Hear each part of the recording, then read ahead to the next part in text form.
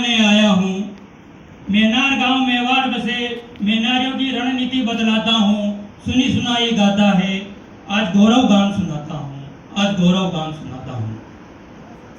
मेवाड़ी माटी पर जब घोर अंधेरा छाया था, मेवाड़ी माटी पर जब घोर अंधेरा छाया था, मेवाड़ी शहरों से मुगलों का टिड्डी दल टकराया था।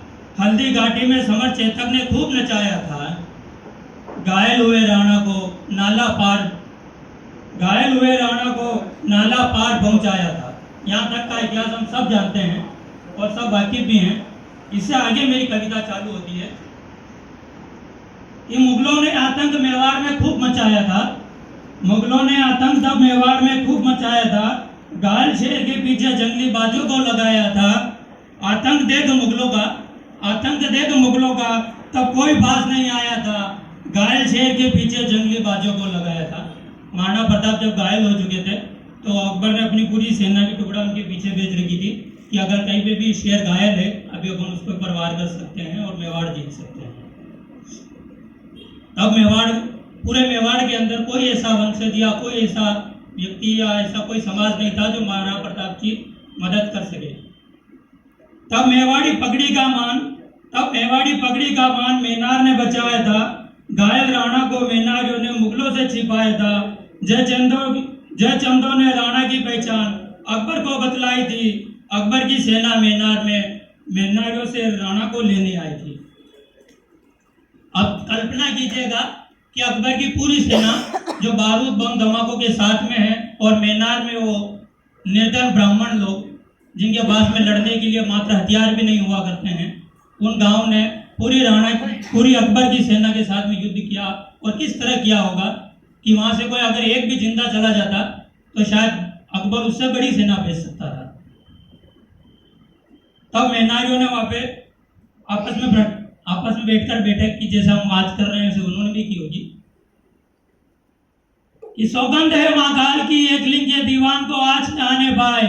आए जो मुगली सेना मेनार तो मुगल जिंदा एक न जाने पाए। स्वाभिमान है राणा, अभिमान है राणा, मेवाड़ी पगड़ी की शान है राणा। एक भी मुगल महाराणा को अगर हाथ लगाए तो यहाँ से जिंदा न जाने पाए। ये उन्होंने शपथ ली थी वहां पर। रण के बादल छाए, गांव भी सभा लगाई, तब रणनीति बनाई। बच्चे बूढ़े महिला सभी को युद्ध लड़ने की नई कला बतलाई।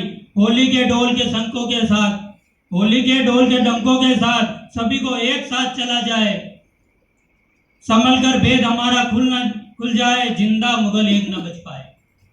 होली के ऊपर ढोल के डंके लगते हैं जिनसे होली जलाई जाती है। तो उन्होंने ऐसी रणनीति बनाई कि जैसे जैसे डंके बजेंगे वैसे वैसे अपने को युद्ध लड़ना है। सभी ने, गांव के जो मोजबिर लोग थे उन्होंने सेना के अंदर जाके बोला गया कि आज हमारी होली है, आप सभी हमारे यहाँ पे भोजन करने के लिए पधारो। तो उसको मैंने अपने शब्दों में लिखा है। मुगली शाही सेना को दावत है, एक घर एक सैनिक का अभिनंदन है। क्योंकि इतनी बड़ी सेना थी, शायद एक साथ लड़ते तो लड़ नहीं पाते थे। उन्होंने कहा कि हर एक सैनिक को एक एक घर में जाना होगा, क्योंकि आप इतनी बड़ी सेना, हम आपकी व्यवस्था नहीं कर पाएंगे आपको भोजन करवाने की। तो मुगली शाही सेना को दावत है, एक घर एक सैनिक का अभिनंदन है। प्रथम ढोल के डंका पर भोजन की एक साथ थाल लगाई गई। दूसरे ढोल के डंका पर भोजन की एक साथ थाल लगाई गई और तीसरे ढोल के डंके पर एक साथ गर्दन चटकाई गई। जिसके हाथ में जो हथियार था उससे अपनी सेना के अंदर से हर सैनिक को उन्होंने मार डाला। पूरी शाही सेना में एक भी जिंदा नहीं बच पाया। फिर कभी मेवाड़ दड़ा पर मुगलों ने अपना कदम नहीं बढ़ाया। मेवाड़ी पगड़ी की शान मेनार ने अपने रंग कौशल से सजाया था। तब से महाराणा ने मेनार को स्वतंत्र रूप बिना करके अपनाया था। ये मेरी छोटी सी रचना थी मेवाड़ के ऊपर।